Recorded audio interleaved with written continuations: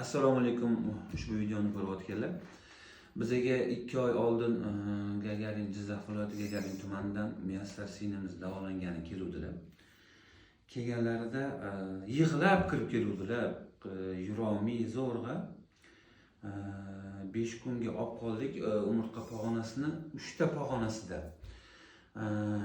L3, L4, L5 umurtqa pog'onalarining orasida вторичный stenoz bo'lgan edi. Stenoz o'zi seriozli narsa, sal og'irroq kasallik. Grijadan ko'ra kuchliroq stenoz. Stenoz suyak deformatsiya bo'lib, umurtqa pog'onasini asosiy kanal, ya'ni qon oqimini to'sadi. 5 kun yotqizib davoladik. Qiynaldilar, boy Grans usuli bilan davoladik. Grans usuli biroz qiyinroq muolaja. Hozir 2 oy bo'ldi, mana yo'llari tushib bir kirib suhbatlashib ketyaptilar. O'tib bermoqchilar, o'zlaridan eshitaylik. Assalomu alaykum. Mana bu yerga kelishimdan sabab rahmat aytib kelishga kelgandim o'zi aslida. Yaxshi bo'lib ketsam kelaman degandim. Bundan 1-2 yil oldindan kuchli og'riqlar bilan yurgandim. Bora kuchayib ketaverdi. Endi xo'jayinimga aytdim, shu yerda tavsiya berib xo'jayinim olib keldi. Kelgan vaqtlarim yurolmay, o'tirsam turolmasdim. Hozirgi vaqtda o'shanda doktor Rans usuli bilan davolayman dedi. 5 kun og'riqli ukolni oldim. Xudoga shukr, og'riqlarim pasayib ketdim va uyga borgandan keyin ham ancha bezovta bo'ldim. Qarang, yuqori dumba sohasi, son, boldir, oyog'ingiz pastigacha tortib og'riydi bir tomoningiz. Og'riqlar bo'ldi, faqat sonda bo'ldi. Uyga borganimda faqat shu sonlarimda bo'ldi, keyin bir 15 kunga allergiya toshdi tanamga. 15 kunlarda qaytdi. Ozgina ishganday bo'ldi. Ishlarim ham bo'ldi. Lekin shu orada doktor juda sizni bezovta qildi. Bu 21 kungacha tanani переработка bo'ladi, bezovta bo'lmadimi? Aniq xotiramay. Tinimsiz telefonni qilib turdim-da baribir. Xudoga shukr, hozir ancha yaxshiman. Og'riqlarim yo'q. Og'riqlarim ketgandan keyin rahmat aytishga kelaman degandim. Xudoga shukr. Doimiy bo'lsin, Muyassar hech qachon kasal bo'lmay. Вторичный stenoz bilan ishlash biroz qiyin. Ko'pchilik biladi buni. Вторичный stenozni oxiri juda bir qo'rqinchli. Oxiri Xudo ko'rsatmasin, paralichgacha olib keladi e'tibor berilmasa. Uni shu boyagi deformatsiya bo'lgan suyak operatsiya qilib ozgina yo'nib kanal kengaytiradi.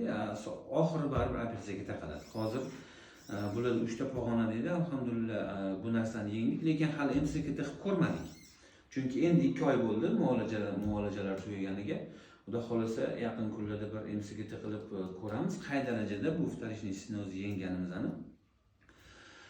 Bular 5 kun davolanganlarida men e'tibor berdim, ketayotganlarida biroz norozi bo'lib ketdilar. Chunki oyog'ini pastida, mana bunaqa to'piq joyida og'riqlar qoldi ozgina.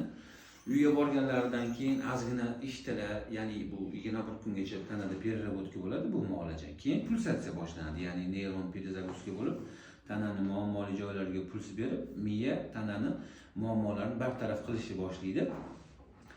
Borganlardan keyin ham taxminan bir 15 kunlardan keyin yozdilar, rahmat, men yaxshi bo'ldim deb. Ungacha biroz norozi bo'lib yurdilar. Ha, Muyassar, shuncha pul to'ladim, cho'ta yaxshi bo'lib ketmadim degan xayol keldimi? Faqat nega menda bunday o'zgarishlar bo'lyapti? Hech qaytam sog'ayishning o'rniga yurishlarda qiynaldim, besimda ko'tara olmadi oyoqlarim. Salga tolib qolaverdi deb turdi. Shunaqa bo'ladi. Yana nima? Qarang, mana bunaqa farmakologiyatsiy davolab sizni masalan o'sha 5 kunda og'riq qoldiruvchilar, qonni yaxshi aylantiruvchilar, gormonlar qilib siz 5 kunda yaxshi qilib chiqaraversa bo'lardi. Uyga borganingizdan keyin boyagi dori-darmonlarning kuchi 10 kun 15 kunda ketadi-da, boyagi qaytalanib qoladi. Ko'p holda mana bu klinikalarda Farmakologiskiy stenozni davolash qiyin, juda qiyin. Masalan, grija bilan erta davolandim, foyda bo'lmadi, ana klinikada yopib chiqdim, foyda bo'lmadi deydi-ku odamlar. U asli grija emas.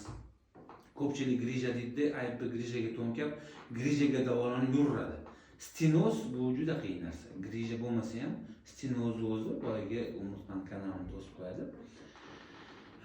Farmakologiskiy davolansa, klinikadan masalan 10 kun yotar, bir hafta yotar, odam yaxshi bo'lib, yengil bo'lib chiqib ketadi. Uyga borgandan keyin dori-dorilar ketib, boyagi kasallik holati qaytalanib qoladi. Bu usul nabarot 5 kun faqat qiynaladi odam, chunki muolajani o'zi qiyin, og'riqli muolaja. Uyga ketgandan keyin masalan 5 kun faqat nima qila olamiz? O'sha qiyidan zapravkani qilib olamiz xolos. Uyga borgandan keyin u tanada 21 kungacha переработка bo'ladi, keyin neyronlar pulsatsiya berish boshlaydi.